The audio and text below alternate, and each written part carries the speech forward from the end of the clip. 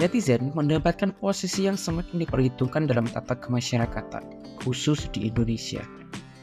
Netizen yang selama ini banyak terfokus pada akun-akun gosip dan hobi mengintip kehidupan para selebritis, sekarang bergerak menjadi sebuah golongan masyarakat yang lebih cerdas dalam menggunakan internet, utamanya media sosial. Terbukti satu demi satu kelakuan pejabat di negeri ini terkuliti, hingga membuat mereka pun terbungkam, mendadak diam dan tak lagi pamer kekayaan. Tidak cukup dengan itu, netizen pun bergerak, ramai-ramai menelisik ibarat detektif, mencari sumber kekayaan, koneksi, hingga pengaruh para pejabat.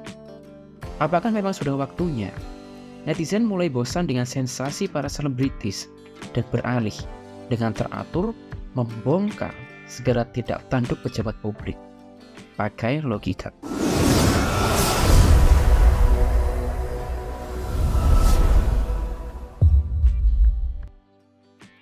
Pada awal tahun 2023, dibuka dengan munculnya kasus MD, anak seorang petinggi pada instansi pajak.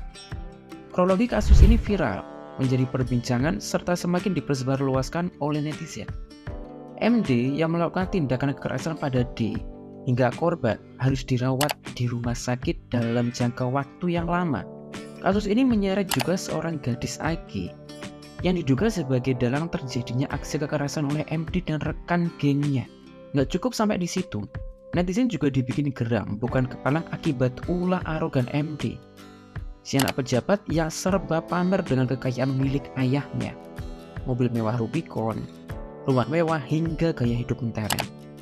Bagi setali tiga uang, ayah MD yang seorang petinggi di institusi pajak kena dikuliti oleh netizen. Siapa sangka akibat aksi para netizen, banyak kebenaran terungkap. Semoga netizen juga mengawal kasus ini hingga benar-benar tuntas. Bagikan MD jilid kedua, netizen juga berhasil mengangkat ke permukaan kasus kekerasan oleh oknum petinggi kepolisian. Sebut saja AH yang melakukan tindak kekerasan pada seorang mahasiswa KA. Netizen habis-habisan mengungkit kasus yang terjadi. Bahkan hingga terungkapnya gudang solar milik sang ayah, pelaku yang diduga sebagai melanggar hukum serta menjadi salah satu sumber kekayaan. Semoga netizen juga mengawal kasus ini hingga benar-benar tuntas. Akibat jalan rusak, seorang netizen asal Lampung dengan nama panggung Bima mengunggah video unek-uneknya pada pemerintah Lampung. Sempat mendapat kecaman dari berbagai pihak, intimidasi bahkan ancaman. Namun faktanya, netizen bergerak memberikan dukungan pada Bima. Bisa disebut juga sebagai Bima Efek. Maka jalanan rusak di Lampung pun segera dilakukan perbaikan. Tak hanya jalan rusak rupanya, beberapa pejabat Lampung pun terseret kena jaring netizen. Dan sekali lagi, netizen beramai-ramai menguliti para pejabat tersohor. Salah satu yang kena batunya adalah pimpinan Dinkes Lampung yang telah berhasil menancapkan tongkat kekuasaannya selama 14 tahun.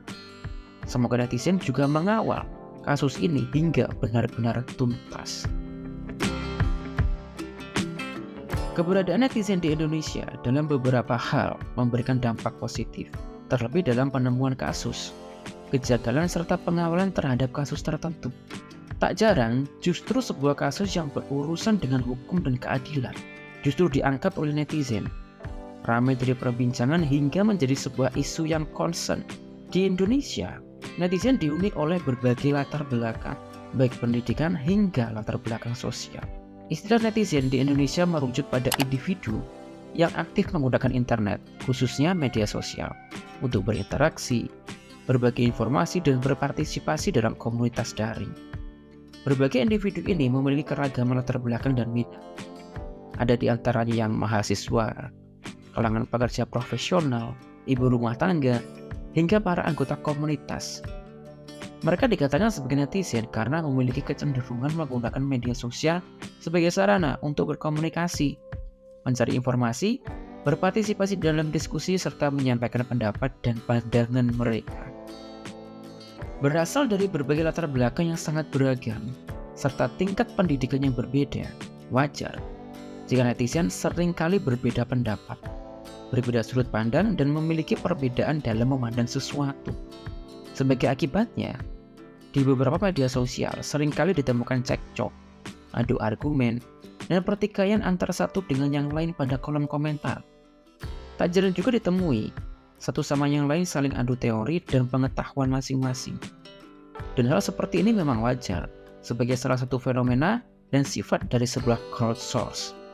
Crowdsourcing adalah sebuah aktivitas dalam rangka mengumpulkan informasi, ide, pendapat, atau kontribusi dari sekelompok orang yang luas atau kerumunan melalui platform online atau media sosial.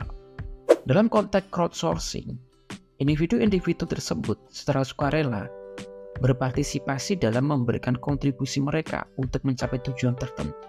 Kontribusi yang dikumpulkan melalui crowdsourcing dapat berupa ide, pengetahuan, keterampilan, atau sumber daya lainnya yang dapat digunakan untuk memecahkan masalah, menghasilkan inovasi, atau membuat keputusan.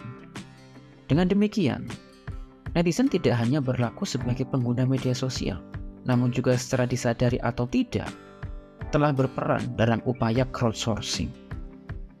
Crowdsourcing dalam ranah penelitian bukanlah hal baru. Bahkan telah diperkenalkan jauh sebelum adanya media sosial, bahkan jauh sebelum munculnya teknologi internet. Di masa itu, crowdsourcing dilakukan dengan wawancara serta berbagai metode lain untuk mengumpulkan opini masyarakat yang beragam. Salah satu tujuan crowdsourcing memberikan kesempatan bagi individu untuk berpartisipasi secara aktif dalam isu-isu yang berkembang di masyarakat dan meningkatkan keterlibatan publik. Sekarang kita dapat satu benang merah, bahwa aktivitas netizen di media sosial sebenarnya tidak seluruhnya negatif. Tidak seluruhnya hanya sebatas cuap-cuap di kolom komentar dan tidak sebatas hanya menguliti aib para pesohor di negeri ini. Netizen punya peranan dalam mengawal berbagai proses hukum. Netizen juga punya peranan dalam berbagai aktivitas penelitian. Bagi dua sisi koin, ada sisi negatif tentu diikuti oleh sisi positif. Sudah cukup rasanya untuk menguliti aib orang lain, terlebih menguliti aib sesama muslim. Di saat Allah menjaga dan melindungi aib seseorang, netizen Indonesia pada dasarnya adalah orang-orang cerdas yang hanya butuh mengontrol emosi agar tidak mudah terombang-ambingkan dengan opini semata, atau bahkan hanya tergiring oleh kebutuhan konten yang sama sekali gak ada pentingnya. Perlu disadari bahwa netizen memiliki potensi menjadi agen perubahan dengan menyebarkan informasi yang relevan dan akurat melalui media sosial. Mereka dapat mengedukasi orang lain tentang isu-isu penting seperti kesehatan, lingkungan, pendidikan, dan nilai-nilai luhur dalam beragama dan menjadi manusia yang bermoral. Sehingga dapat terbentuk kesadaran masyarakat terhadap isu-isu tertentu dan memobilisasi aksi-aksi sosial yang lebih baik. Masyarakat juga dapat tumbuh menjadi lebih beradab, bukan masyarakat yang membagikan buih di lautan yang sangat mudah tergoyahkan oleh gosip yang gak jelas dan gak ada manfaat. Bertanggung jawab ada hal yang selama ini paling lemah. Netizen di negeri ini terbiasa membagikan konten yang ia sendiri bahkan tak mengetahui kebenarannya. Yakinkan dulu, konten yang dibagikan memang pantas. Dan kalaupun sifatnya informasi, maka dari sumber yang relevan. Bertanggung jawablah pada apapun yang kamu bagikan. Kurangnya tanggung jawab dalam membagikan konten erat sekali kaitannya dengan emosi. Seringkali ada sesuatu yang menarik langsung dibagikan, hanya berdasarkan emosi sesaat dan gak berpikir panjang. Padahal kualitas kamu sebagai manusia salah satunya berdasarkan pada apa yang kamu bagikan ke orang lain. Orang lain bakalan kasih cap kamu orang bodoh jika kamu salah dalam membagikan sesuatu. Terlebih itu hoax. Apa gak bikin malu namanya? Kita boleh saja menjadi netizen atau hanya mengamati ulah para netizen. Tetapi tidak cukup bijak jika hanya bertendensi pada sisi negatifnya. Memang iya, netizen berulah dan banyak negatifnya. Tapi di samping itu semua, mereka juga membawa sisi positif yang gak bisa kita pungkiri. Bahkan bukan pada negatif atau positifnya, tapi tentang bagaimana kita sama-sama bersikap agar sama-sama pula menjadi baik. Bangsa ini banyak membutuhkan teladan baik agar anak-anak kita nanti dapat memiliki pilihan bahwa ada hal baik yang patut mereka tiru. Selanjutnya di Better Life Indonesia.